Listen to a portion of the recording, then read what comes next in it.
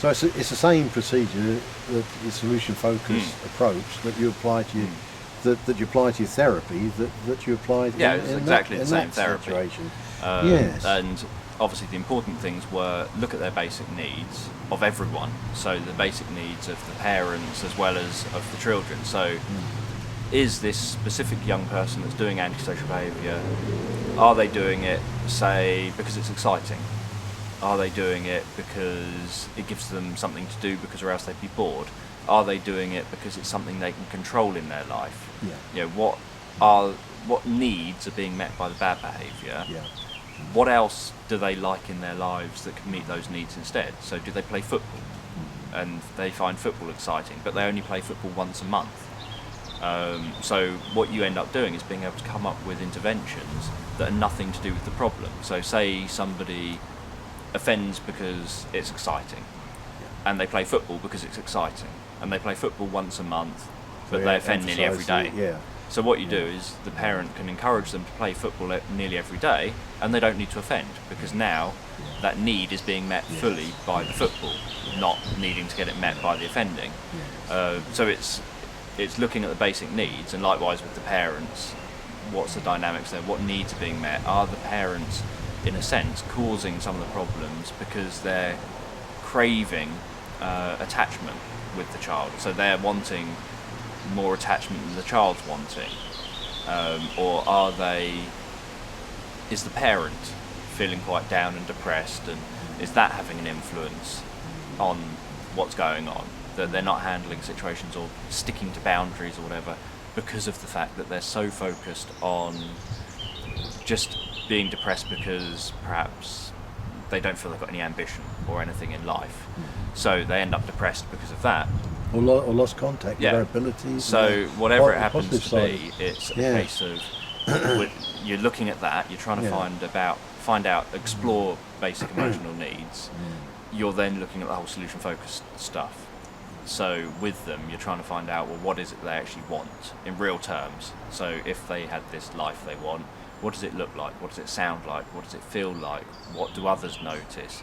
You're trying to build up a whole picture of that to strive for. And then what bits of that can they do now?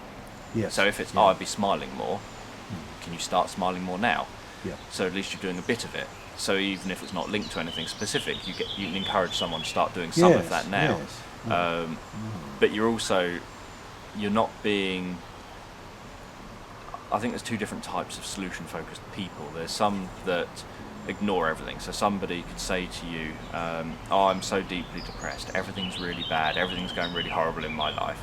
And the solution-focused person will say, so what's going well for you then? And they'll think, did you just not hear me? Everything is bad, everything is horrible.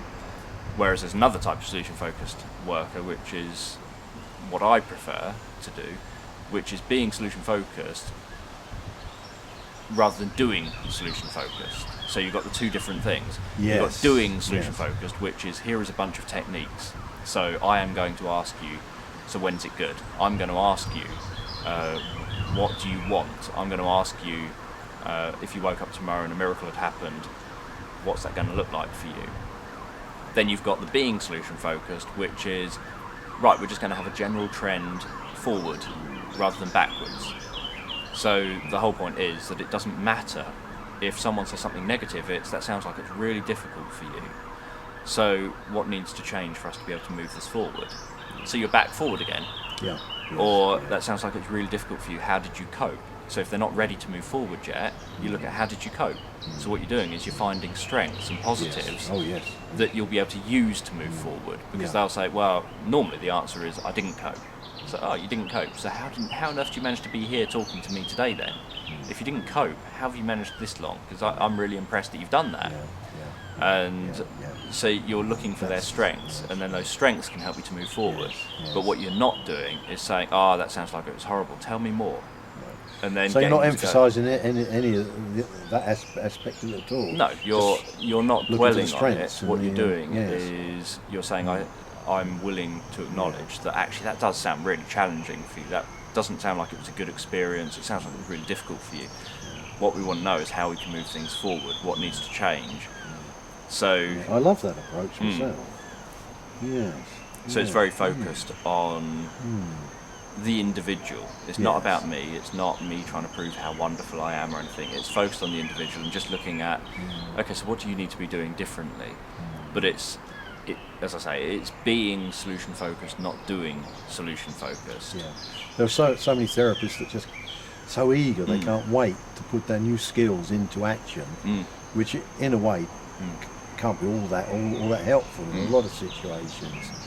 And one of the problems in society, isn't it? People, go out and they do these courses and that, and they're just too eager to put it all into action.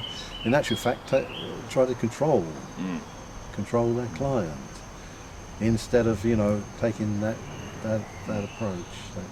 And what it really is, because there is a level of control, because you're of making course the there conversation is. go forward. You're choosing where the conversation's going to go. But what there is you're not controlling the person, you're controlling situation, the environment they're living in, so to speak. Yes. So not the real environment, but you're controlling their perception of the environment. Yes. Oh yes. So you're sort of turning on certain lights for them on a map. Yes. And because the rest of it's dark, they only see the routes that you've turned on the lights for. Yeah. So it is safer and easier for them to follow the routes where the lights are on than to think, there is that lit up route, but I'm going to see if there's another route that I can take instead, somewhere out there in the dark.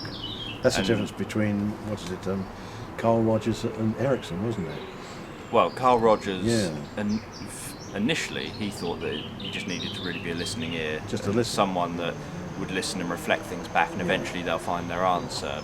And some people do, but then there's a number of people that don't. And I know very late in his career and in his life, Carl Rogers realised that and said that, and when he started coming out saying, actually, I was wrong about some of my theories and ideas, no one listened. Everyone said, no, you're not. You were right about what you said years ago. You're not right about what you're saying now. And people stopped listening to his opinions, as if somehow his opinions that have been set in stone now are the way it must be done.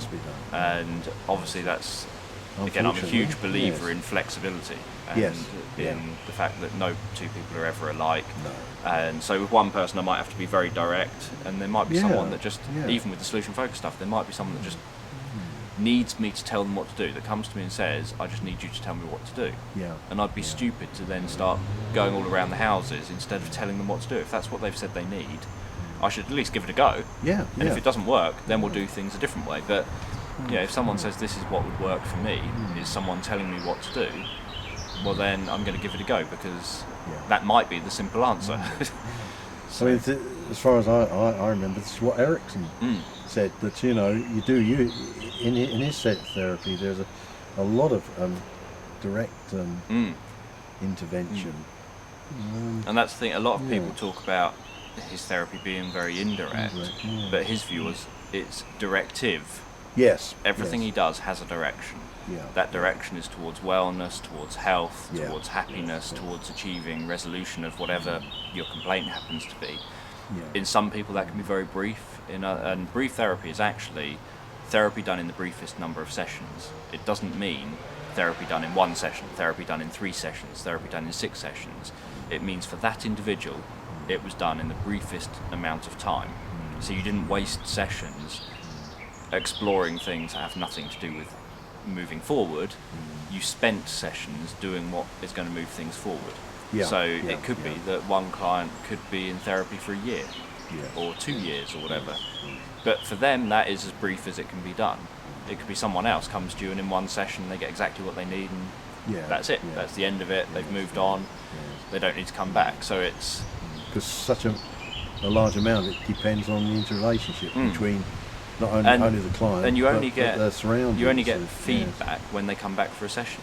So, for example, if I take smoking, if I work with a smoker who tells me this is why this is why I smoke, and I work with them on that, I don't know whether they are correct in what they were telling me, or what I've done is correct for them based on what they were telling me, until they go out into the environment and then come back and say, this is what worked and this is what didn't. A lot of them don't. So I'm going to give you your feedback. They may never be smokers again, and you don't get that feedback, do you? But it is the feedback.